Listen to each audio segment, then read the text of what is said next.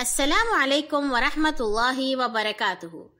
ہنستے مسکراتے چمکتے دمکتے ہوشیار سمجھدار ہموطن گوش ساتھیوں، کہانی زبانی کی جانب سے خوش آمدید۔ آج ہم آپ کے لیے لائے ہیں مزیدار سی کہانی جنگل سے۔ عنوان ہے وہ تو ہماری دوست ہے، اور اسے آپ کے لیے لکھا ہے مشہور لکھاری جاوید بسام نے۔ اگر آپ کبھی جنگل میں جائیں تو تالاب کے کنارے آپ کو ایک بہت پرانا درخت نظر آئے گا۔ اس کا تنا اندر سے کھوکھلا ہے۔ آج میں آپ کو اس لومڑی کی کہانی سناتا ہوں جو اس درخت کے نیچے کھوہ میں رہتی تھی۔ وہ ویسی ہی چالاک تھی جیسی ہر کہانی کی لومڑی ہوتی ہے، اور اس کے وہاں رہنے کا ایک خاص مقصد تھا۔ جب کوئی دشمن اس کی طاق میں کھوہ کے باہر چھپا ہوتا تو وہ کھوکھلے تنے کے راستے آرام سے فرار ہو جاتی۔ اچھا، اس لومڑی کا ایک چھوٹا بچہ بھی تھا۔ لومڑی ہر وقت اسے اپنے ساتھ رکھتی اور اسے کام کی باتیں بتاتی رہتی۔ ایک دن اس نے بچے سے کہا، میں شکار کے لیے جا رہی ہوں، تم گھر میں رہو۔ یاد رکھو ہمارے بہت سے دشمن ہیں، تیز دانتوں اور نوکیلے پنجوں والے۔ وہ ہر طرف سے ہماری طاق میں رہتے ہیں۔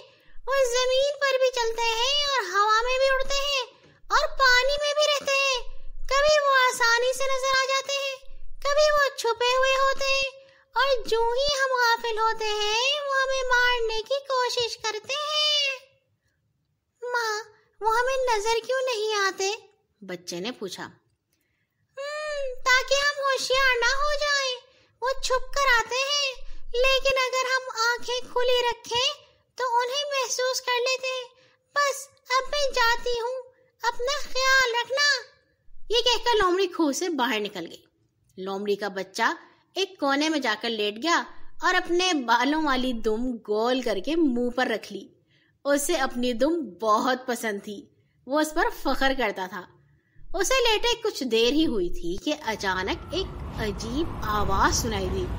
ایسا لگا کہ کوئی جانور غرا رہا ہے۔ وہ چونک کر اٹھ بیٹھا اور ادھر ادھر دیکھا، پھر ڈرتے ڈرتے کھوہ کے منہ پر آیا اور باہر جھانکا، مگر وہاں کوئی نہیں تھا۔ وہ واپس اپنی جگہ پر آ گیا۔ کچھ دیر ہی گزری تھی کہ اسے لگا کہ کھوکھلے تنے میں پھر کوئی غرایا ہے۔ اچانک اس کی دم کے بال زور سے ہلے۔ وہ اچھل پڑا۔ اسے خیال آیا کہ کوئی دشمن اندر آ گیا ہے، مگر وہ نظر کیوں نہیں آ رہا؟ ارے، کہیں وہ نظر نہ آنے والا دشمن تو نہیں؟ لومڑی کے بچے نے سوچا اور خوفزدہ ہو گیا۔ اب میں کیا کروں؟ مجھے باہر نکل جانا چاہیے، ورنہ وہ مجھے مار دے گا۔ لومڑی کا بچہ ڈرتے ڈرتے باہر آ گیا۔ جنگل میں خاموشی چھائی ہوئی تھی، بس دور کہیں سے کھٹ کھٹ کی آوازیں آ رہی تھی، جیسے کوئی کٹھ بڑھئی اپنا گھر بنانے میں مصروف تھا۔ لومڑی کا بچہ قریبی جھاڑیوں میں چھپ کر بیٹھ گیا۔ کچھ دیر بعد اچانک اس نے قریبی درخت کے پتے ایک ایک کر کے نیچے گرتے دیکھے۔ اسے خیال آیا، یہ بھی میرے دشمن کا کام ہے، وہ مجھے ڈرا رہا ہے۔ وہ جھاڑیوں سے باہر نکل آیا۔ ایسا لگتا تھا کہ بس ابھی دوڑ جائے گا۔ اچانک کسی نے اسے دھکیلا اور اس کی دم کے بال ایک بار پھر لہرا گئے۔ وہ خوف سے اچھل پڑا اور دوڑ کر اپنے کھوہ میں گھس گیا۔ کچھ دیر بعد جب لومڑی واپس آئی تو بچے نے اسے پوری کہانی سنائی۔ وہ اسے لے کر باہر آ گئی اور بولی، یہاں تو کوئی خطرناک جانور نہیں ہے، پھر تم کو کیوں ڈر لگ رہا تھا؟ بچے نے ابھی کچھ بولنے کے لیے منہ کھولا ہی تھا کہ اچانک پھر اس کی دم کے بال لہرا گئے۔ یہ دیکھو ماں، بچہ خوفزدہ آواز میں بولا۔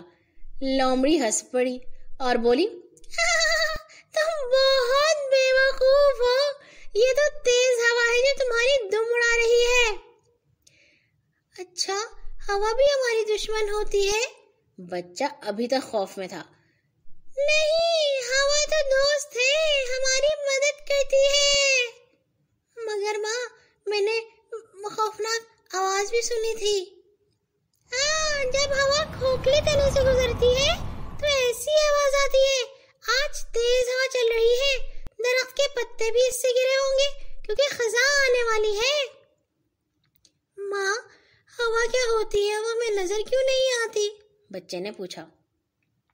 ہاں، ہوا قدرت کی ایک نعمت ہے، ہم اس میں سانس لیتے ہیں، وہ ہر جگہ موجود ہوتی ہے، اگرچہ وہ نظر نہیں آتی مگر ہم اسے محسوس کر لیتے ہیں، جیسے تم نے محسوس کیا اور ڈر گئے، لومڑی بولی۔ اسی وقت درخت پر ایک بلبل بولا، ہوا ہم پرندوں کو اڑنے میں مدد دیتی ہے، اگر ہوا نہ ہو تو ہم نیچے گر جائیں۔ اچانک ایک گلہری تیزی سے درخت سے اتری اور بولی، جب ہم دوڑتے ہیں تو ہوا کو محسوس کرتے ہیں اور ہمیں اس کی آواز بھی آتی ہے۔ لومڑی نے مسکرا کر انہیں دیکھا اور گردن ہلائی۔ لومڑی کا بچہ بولا، ہوا اتنے کام کرتی ہے؟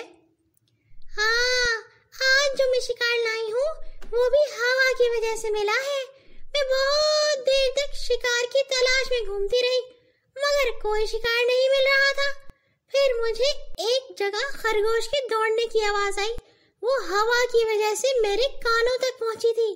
میں آگے بڑھی، وہاں گھنی جھاڑیاں تھی، خرگوش ان میں کہیں چھپا تھا۔ اس نے میری موجودگی محسوس کی تو جھاڑی میں دبک کر بیٹھ گیا۔ اب مجھے اسے ڈھونڈنے میں مشکل ہو رہی تھی۔ آخر جب اس کی بو میری ناک میں آئی تو میں نے اسے فوراً پکڑ لیا۔ وہ بو بھی ہوا کے ذریعے مجھ تک پہنچی تھی۔ واہ، ہوا تو بہت کام کی چیز ہے، بچہ خوش ہو کر بولا۔